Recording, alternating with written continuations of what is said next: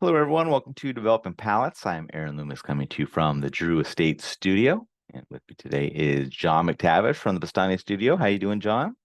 I'm doing all right, man. I could do without off-season football though, because my team just can't seem to shut their mouths and stay out of the spotlight.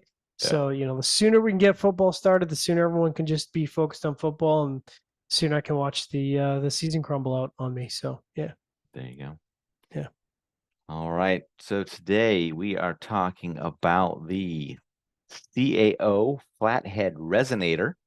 I couldn't find a official Vitola name for this, so I called it a Giant Gordo. I don't know if that's Nice. appropriate or not, but Yeah, like I think I'd probably call it a Super Gordo actually. Super Gordo. Okay, Super cool. Gordo, yeah. Uh, for those curious, it's 8 inch by 60 with a bit of a box press there. So comes out of the STG SLE factory in Nicaragua. Wrappers Connecticut broadleaf, the binder is Connecticut Habano, and the filler is from the Dominican Republic and Nicaragua. Price point is $12.79. Cigars released in February of 2024. So with all that out of the way, John, what was your overall experience like with this cigar? Overall it was pretty average, but it wasn't unpleasant. And I say that kind of surprisingly because for me, I'm not really a big ring gauge guy. I generally don't like big ring gauge stuff. I really don't like super big cigars. But I thought they did a pretty good job of this. Flavor impressions in the first third, started out a lot of tobacco and wood, a little bit of mild dry wood in the post draw, offsetting the sweet tobacco, creamy earth in the retrohale, a little bit of pepper, but very restrained. Tobacco sweetness kind of led the profile as it continued. A little bit of earth, kind of rounding that profile up at the halfway point, and then a little bit of mild chocolate in the sort of bottom half of that first third. Second third started out with some malty tobacco-ness. I say malty tobacco because I really struggled to put my finger on. Just it was like a really syrupy, sweet tobacco flavor. Um, Not overpowering the palate though. Wood and earth in the center of the profile, and then oh yeah, and then earth in the post draw. That was pretty consistent for the second third, and then at the halfway point, a little bit of dry wood, and the earth kind of fell off a little bit to a light plus. And then last third, creamy tobacco, earth, and some mild spices in the finish. Earth moved up to medium as it progressed, and then kind of took on a bit of a loamy quality. And I think what happened was, the cigar's just so big, and at that point, I'd been smoking for so long, maybe some tar buildup because it took on a little bit of an acrid component, and that was kind of the indication that it's about time to stop. And that was kind of at the bottom half of that last third, so time tracks out well. Minor waviness through the burn, but really no interventions required, and draw was like a half notch towards the open spectrum, which tracks with the box press, but otherwise construction was on point. So even though the flavor profile was average, it wasn't terrible. So that's something to be said about that. Aaron, what about you? Yeah, for me, the cigar started with lightly toasted oak, musty chalkiness, and faint earth.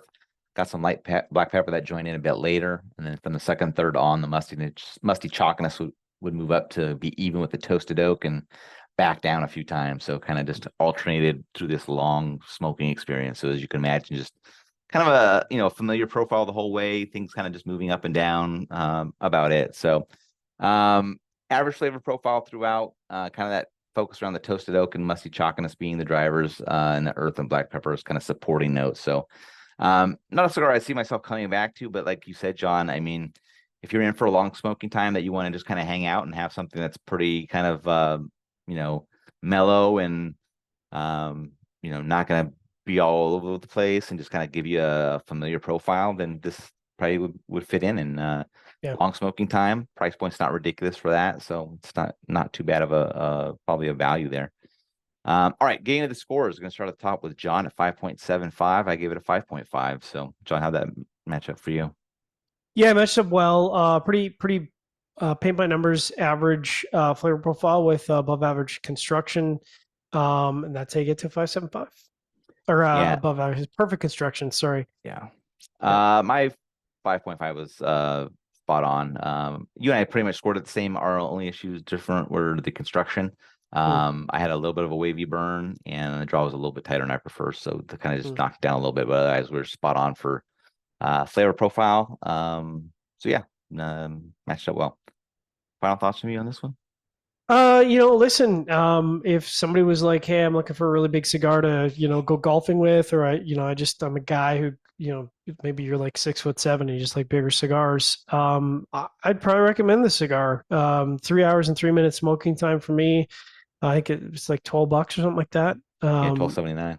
Which, is pretty good value for what it is.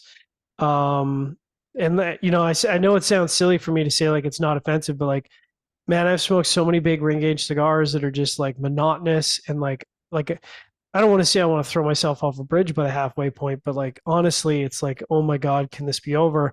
And I didn't really have that during this review, like it was a long smoking time, but at no point during the review I was like I put my head down in my palms. And I'm like, oh my God, can this please just be over? So there's something to be said about that. Yeah. Yeah, I would agree with that. Yeah, it's not, there's nothing off-putting about the cigar at all. I mean, it matches up with a bunch of cigars that are out there on the market. This one just happens to be a lot longer and a lot thicker than those cigars, and Yeah. probably around the same price point. So, yeah, if you want to sit Oh, down with something, and you're gonna have focus elsewhere, you're gonna be reading a book or watching a game or something on TV. This will do the job. So, yeah, just I take do I do appreciate that it's box pressed. I forgot to yeah, mention that. Man, it is so nice when they box press the large ring gauge stuff. yeah, It's just so much more. I mean, I know there are people out there that don't like box press, but it's so much more comfortable to smoke for yeah, me. exactly. Uh, All right, wherever you're catching this video, be sure to like and subscribe, but check out the full written review on the website, developmentpalettes.com. Follow us on all the social media channels, and you can catch all of our review recap on podcasts. So iTunes, Google Play, and Podbean. Thank you for tuning in. We will catch you on the next one. Resonator.